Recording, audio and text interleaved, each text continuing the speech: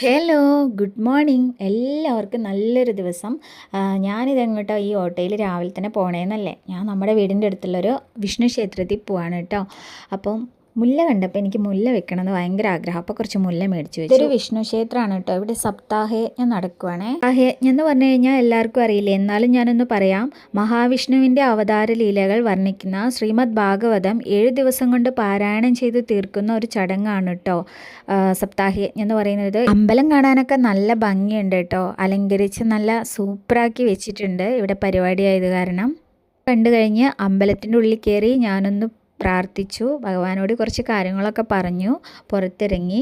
ഇത് കഴിഞ്ഞിട്ട് നമ്മൾ സപ്താഹയജ്ഞം നടക്കുന്ന ഭാഗത്തേക്ക് പോയിട്ടോ. അവിടെ കുറച്ച് പേരൊക്കെ ഇരിക്കുന്നുണ്ട്, ആളുകളൊക്കെ വന്ന് തുടങ്ങുന്നതേ ഉള്ളൂ.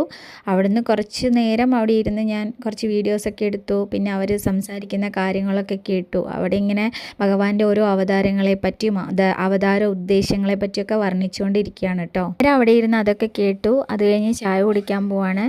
അവിടെ വെള്ളയപ്പവും കുറുമക്കറിയും കിട്ടി, ചായയൊക്കെ കുടിച്ചു. പതുക്കെ ഞാനിനി അമ്പലത്തിൽ നിന്ന് ഇറങ്ങാണ് വീട്ടിലോട്ട് പോകാനായിട്ട്. അപ്പം അവിടെ എനിക്ക് അറിയുന്ന കുറച്ച് പേരുണ്ടായിരുന്നു, അവരോടൊക്കെ യാത്ര പറഞ്ഞു. അങ്ങനെ ഞങ്ങൾ പോവാണ് കേട്ടോ. അപ്പം അത്രേ ഉള്ളൂ. ടാറ്റാ, ബൈ.